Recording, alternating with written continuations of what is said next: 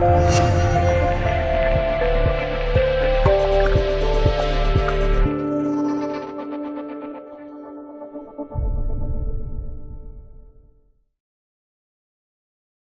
血型不合，宝宝会有风险。昆明送子鸟医院提醒夫妻俩要防范于未然。我们谁都不愿被疾病所困扰，尤其是准备生育的夫妻，总是担心在孕育过程中胎儿的发育情况如何，而夫妻俩血型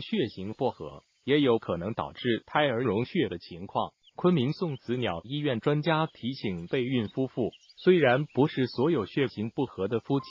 都会导致新生儿溶血症，但为了尽量避免，夫妻俩一定要到专业进行血型孕前检查，尤其是曾经反复流产的人，更要排除血型不合这个原因。血型不合夫妇孕前检查不可少。据昆明送子鸟医院专家介绍，如果夫妻双方血型不合，胎儿就可能从父亲身上遗传获得母亲所缺少的血型抗原。这种血型抗原的红细胞一旦进入母体，母体会产生抗体，而这种抗体可经胎盘进入胎儿体内，就会引起宝宝的红细胞被破坏而溶血，表现为黄疸、贫血等，症状严重可能导致脑瘫。如果在宫内出现严重的溶血症，还会导致流产或死胎。而当女方为 O 型血，男方为非 O 型血，一旦怀孕，准妈妈非常担心，常来医院要求检查是否会发生 O 溶血问题。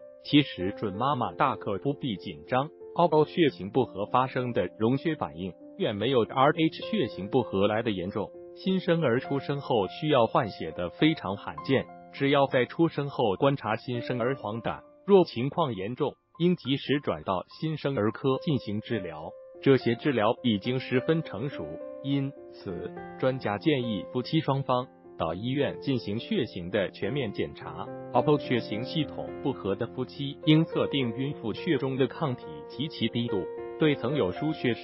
流产史及分娩重度黄疸儿的孕妇，应进行产前血型及血型抗体的检查，从16周左右开始定期检测血液中抗体的情况。O 型血孕妇别紧张，溶血现象是少数当然。昆明送子鸟医院专家安抚准妈妈们，O 型血孕妇在生产宝贝时不必过于紧张，并不是婴儿出现黄疸就说明有溶血症，只有小部分是因为溶血引起的，所以准妈妈们也不必太紧张，应调试好心情，遇事不要着急。